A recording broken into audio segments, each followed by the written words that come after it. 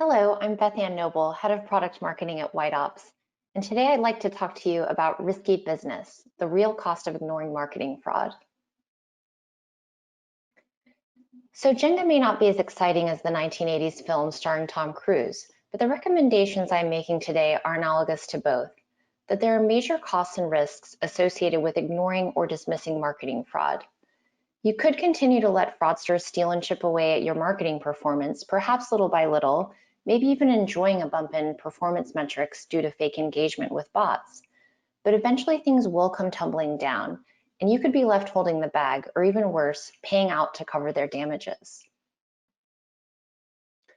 A quick intro to White Ops. We're the global leader in bot mitigation, and our mission is to protect the integrity of the internet by verifying the humanity of every online interaction and to disrupt the economics of cybercrime.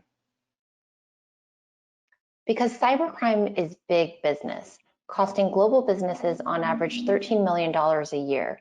That's up 12% from the previous year and 72% over 5 historical years.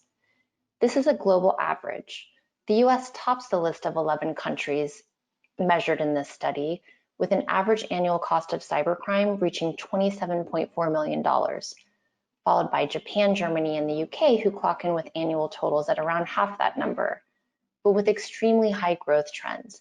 In the UK, for example, cybercrime costs were up 31% from the previous year. That same study also highlights how cybercrime is evolving, not just in who is being targeted, but how and for what purpose. It highlights that cybercriminals are increasingly exploiting the human engagement layer to carry out their attacks, and that they're increasingly looking beyond theft and stealing data, but to changing and manipulating data to gain simply by destroying the integrity of data and digital platforms. This trend towards exploiting real humans as a path to attack and to stealing and manipulating data is key. It's key to the very definition of marketing fraud, which is what this story is all about. Because imagine, if you could pretend to be a million humans engaging in a digital marketing campaign, you could accomplish a lot. For example, you could monetize fake clicks on paid ads and search results and driving fake traffic to websites. This is often referred to as media buy fraud, and believe it or not, it can come in the form of competitive assaults. You could also monetize fake form fills. You could abuse discount and referral programs. You could also drive fake retargeting efforts. And sadly, these fake engagements representing fake humans will never convert to real customers in any meaningful way with any meaningful lifetime value. And they'll never develop loyalty in any way other than to steal from you or abuse your platforms and the experience of your real customers. This is real, and here's an example of how it comes to life. We work with a luxury automotive brand that wanted to drive potential customers to complete a configure and price form on its website for various different car models. When they saw conversion rates dropping, they thought that bots could be on their site and they needed to know which tactics were driving them there. At first, they thought that they could fix the problem with landing page optimization, but in the end, that just ended up wasting time and money. They worked with White Ops to uncover what turned out to be significant bot activity. They were able to pinpoint the specific campaigns and inventory sources that were driving that fraudulent bot traffic.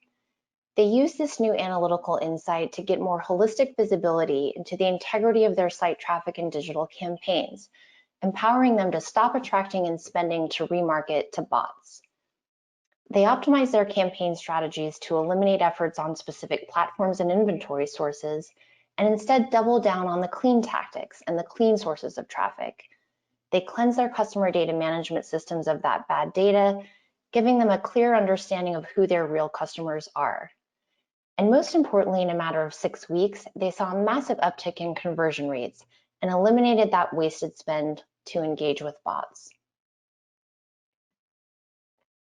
Not only is this real, it's a very wasteful and expensive problem that's essentially lurking in the shadows, for the most part unaddressed. Based on generally available data for top retail banking and insurance institutions, combined with average fraudulent site traffic rates seen across our customers in this vertical, we estimate that these businesses could be wasting on average $3 million a year just on fraudulent paid search alone. And the waste and expense doesn't stop there. We also estimate that these businesses could be wasting an additional $3 million a year just to manage and take action on that fraudulent data once it reaches their marketing analytics, A/B testing, audience building and retargeting, and customer data management platforms. And there's yet another financial risk to ignoring the infiltration of fake engagement and fake data into your digital funnel.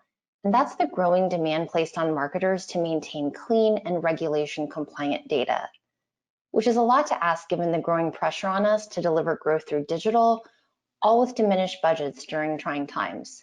As a marketer, I can really relate to this feeling of being squeezed from all sides.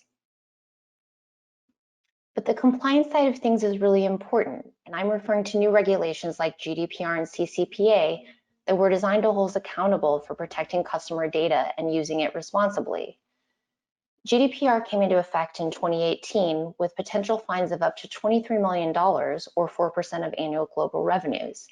And the California Consumer Privacy Act, or CCPA, imposes smaller fines, but it also highlights this increasing regulatory trend. Because now as marketers, we need to be vigilant of these regulations that govern responsible use of data based on data permissions. In order to be compliant, our customers must clearly express consent to be contacted by us. So if bots can automatically fill out forms with real but stolen consumer data, do you think they can automatically check the boxes expressing consent to opt in? The answer is yes, of course they can. So marketers and business leaders simply can't ignore that in addition to wasted marketing spend, lost ROI, and revenue growth, the financial impact of marketing fraud will only grow as regulators start to impose these fines against misuse of data. And finally, I'll start to wrap up with perhaps the most important risk, your reputation.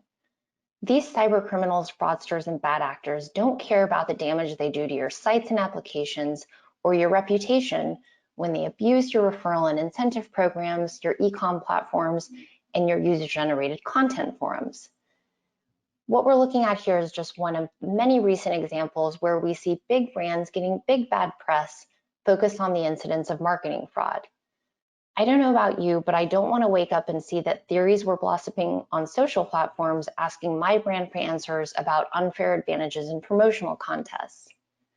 And this really brings us back full circle to the start of my story and the study highlighting that cyber criminals are increasingly exploiting the human engagement layer to carry out their attacks. And they're increasingly looking beyond theft and stealing, but to changing and manipulating data to gain simply by destroying the integrity of data in digital platforms. The takeaway is that there are many ways for cyber criminals and bad actors to profit from your investments and best intentions to engage customers, beyond simply breaking in and stealing. And these new monetization patterns are really the next frontier.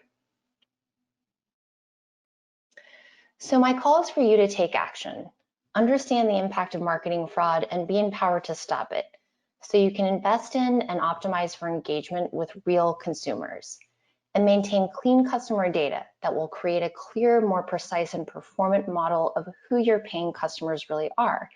And meanwhile, you won't get into trouble with data governance and privacy regulations. And so you can stop investing in fraudulent sources and retargeting fake traffic and put those investments towards sources and campaigns that drive the best authentic engagement with real customers and prospects. If you'd like to learn more, please access our new report, WTF is Marketing Fraud, where you'll find more details, including White Ops customer case studies and how we can help. Thank you.